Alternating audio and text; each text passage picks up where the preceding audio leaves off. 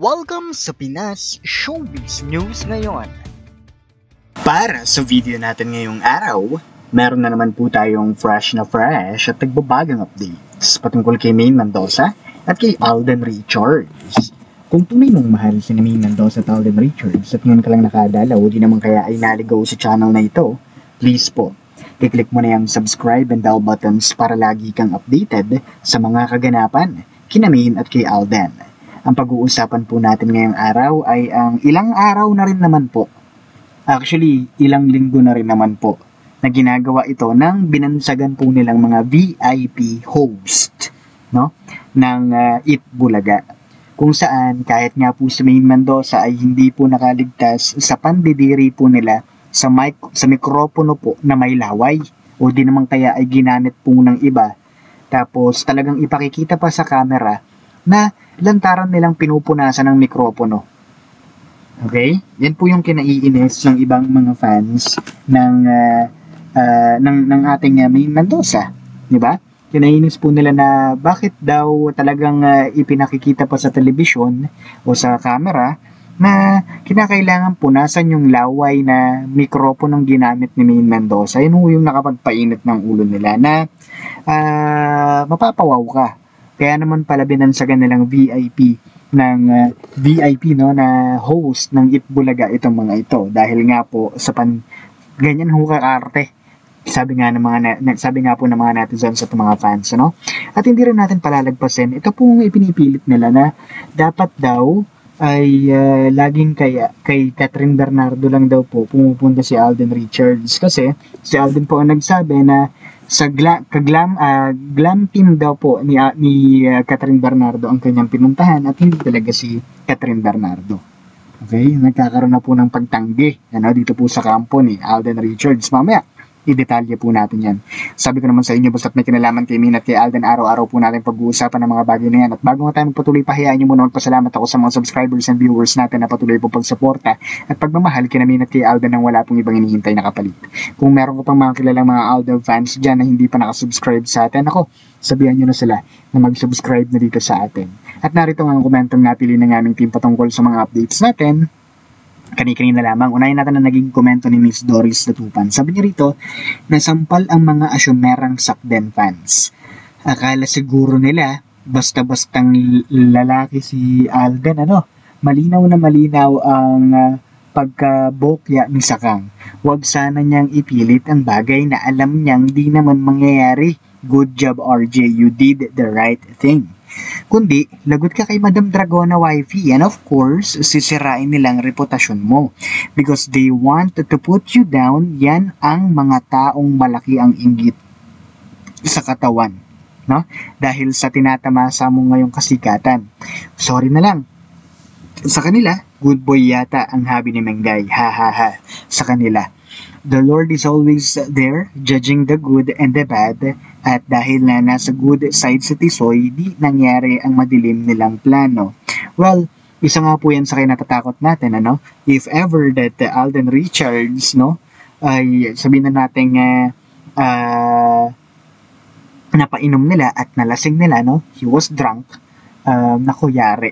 Hindi natin alam kung paano nilang gagawin yun. Siyempre, alam naman po natin, like what they did to Maine Mendoza, talagang, di ba, may instances na, hindi lang i-instance dahil dalawang beses ito nangyari na may nilagay po sa kanyang inumin na hindi natin kung anong malaman kung ano, and Maine Mendoza got wild. Yan yung iniiwasan natin. At natuto na si Alden Richards sa ganung bagay. Alam niya yung mga dapat niyang gawin. Una naman kay Miss Agnes Heraldo, tama kayo, nabalitaan ko. Una kay The Love Tita Heart, na ayaw tanggapin ni Alden ng movie part 2 nila. Ni Catherine, kaya lang nagmakaawang management ni Catherine at si Derek Molina, na napilitan na tanggapin ni Alden sa basbas ni Maine din, kadiri manggagamit na nga si Catherine, halos makita ang dibdib kapag kasama si Alden, parang naistoksohin siya no, sa pagpapainom ng alak para lasingin siya. Salamat sa news update sa mag-asawang nature. No?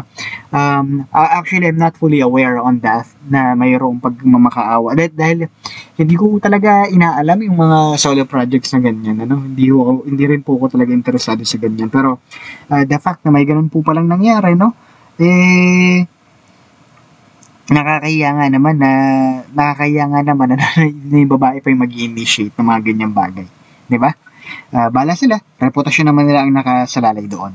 At mula naman kay Miss Gina Torrico, Mr. Pinas, naalala ko tuloy ang paglasing at muntik ng pag-rape kay Alden ng isang executive dyan sa GMA. Birthday daw ng executive kaya pinapunta niya ito. Lasingin din ba siya, no?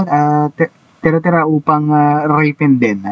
At baka nilasing din niya si Dukling, ano, kaya nagkaanak sila.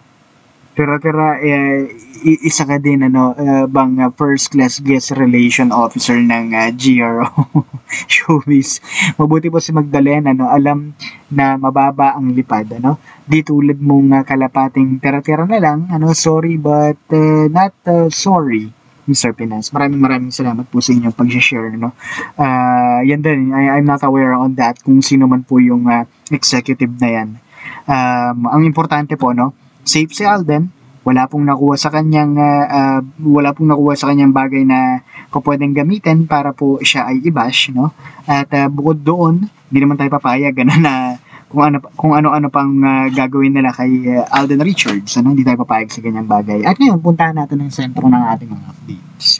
Binabash nga po nitong mga fans ng Sakden itong si Alden Richards, no? Bakit daw kasi may pagsasabi pa ang isang Alden Richards na kaya raw po, ang pinuntahan niya raw pong event ay yung sa glam team ng isang Maine Mendoza. Ay, Maine Mendoza tuloy. Ang glam team ng isang Catherine Bernardo at hindi si Catherine Bernardo. No, bakit daw kailangan pang sabihin yun? Well, kung sa akin palagay lang, nagsasabi lang naman ng totoo si Alden Richards. Kung ang kaibigan niya naman talaga doon ay yung glam team ni Catherine Bernardo, bakit kinakailangan sumama pa ang loob nila? Diba? Sabi lang naman ng totoo yung tao. Ano kasing gusto nilang ipalabas. Ang gusto kasi nilang palabasin na itong si Alden Richards ay nandoon para po kay Sakang at hindi kung kani-kanino pa. Okay? Pero yun ang katotohanan na alam naman natin si Alden Richards po ay maayos na kaibigan. Hindi lang kung ano-ano pa na gusto nilang palabasin. Diba? At bukod nga riyan, pag-usapan natin ang isa pang sentro ng ating mga updates kung saan dinudugmog nga po ng mga basher ito pong pangyayari dito po sa tinatawag po nila na VIP host ng Itbulaga. Ano ba yung tinatawag nila? Bakit nga ba nagkaroon ng tinatawag na VIP host ng Itbulaga? Kaya po nila ginagawa yon, kaya po nila binansagan ng ganon dahil sila po yung pagka-aarteng host ng Itbulaga. Ayoko na pong pangalanan pero alam niyo naman kung sino sila. Okay? Kung saan kitang-kita nga raw po, kitang-kita nga raw po sa camera kung paano punasan nitong VIP na ito na host ng Itbulaga ang mikroponong ginamit ng isang Maine Mendoza. Hindi daw po ito unang pangyayari lamang, Hindi raw po ito unang pangyayari lamang. Ito po ay nangyari na ng ilang linggo na, di umano, mula po sa kanila.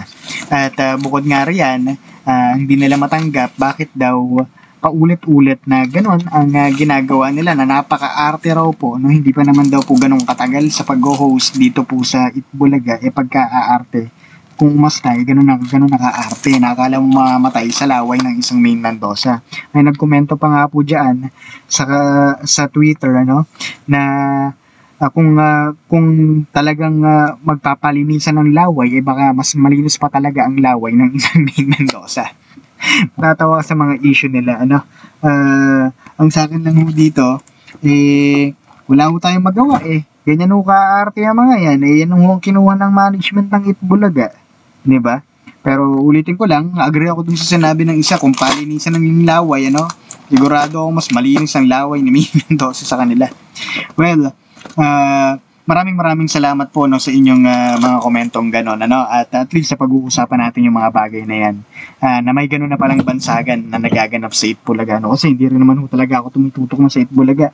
Talagang ang tinututukan ko lang po sa kanila, walang iba kundi ang isang Main Mendoza. At ngayon, pag-usapan na ho natin, ano, yung kinukumpirma muna namin ito, no. Kapag ito po once na kumpirmado na po, ito po ibabahagi namin sa inyo, huwag kayong mag-alala.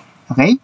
At muli, kung hindi ka pa nakasubscribe, no, i-click mo na yung subscribe button dyan para kapag tayo dumepensa for Main and Alden, solid na solid ang ating depensa. Muli ito po ang Pinas Showbiz News ngayon.